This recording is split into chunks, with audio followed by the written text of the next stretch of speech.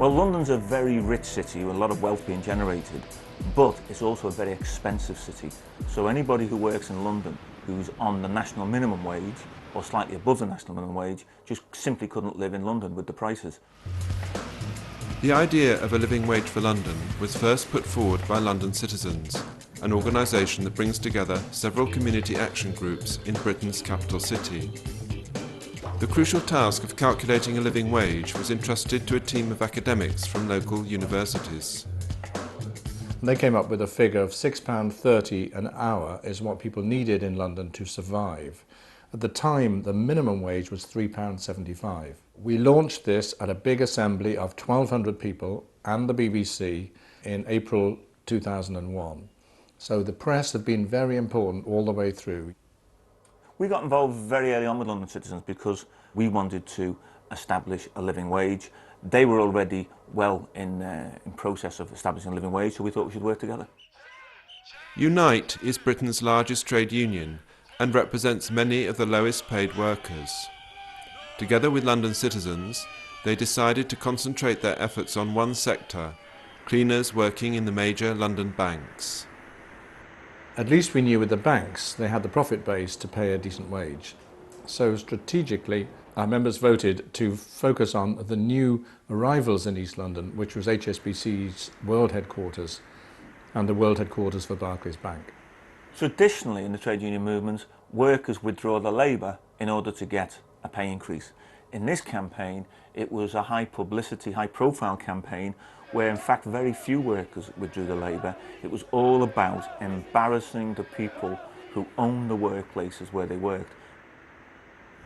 The living wage, it was a very powerful campaign at the time. They engaged at a very senior level. It was combined with a lot of press activity. Some very compelling arguments were put forward by the union representatives in conjunction with the Citizens for London campaign. The fact that it was supported by the wider community where we try and work anyway was very important to us. The campaign has been very successful for cleaners in London, those that work for the big organisations, and in fact most clients now when they go to cleaning companies say to them that they are prepared to pay the living wage. Unite and London Citizens have now switched their attention to the hotel sector, where there is a serious problem of exploitation. On one hand you've got very vulnerable migrant workers, on the other hand you've got very sophisticated, very powerful employers who essentially compete with each other on labour costs. So they're really locked into a race to the bottom. Hi, I am Rosalina. I'm working in a Hyatt Churchill, and this is as well my first time to attend the London Citizen. And one of the conclusions I came to very early when I was looking at the hotel industry was that the union couldn't do it on its own. We were too easily dismissed by the employers. We haven't got a power base within the industry. So effectively what we got was very powerful allies rooted in the community, many of whom represented or had in their membership the workers that we wanted to target.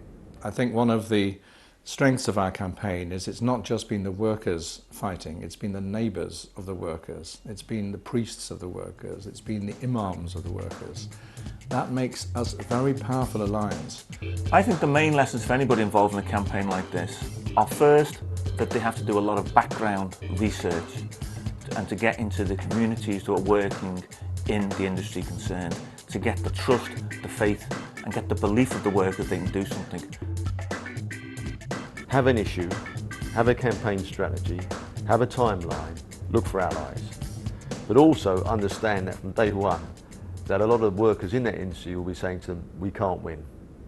We can't do it, it's hopeless, the employers are too powerful. My experience, and no doubt the experience of trade unions all over the world, are that we can win. We just have to be intelligent about how we get to that process.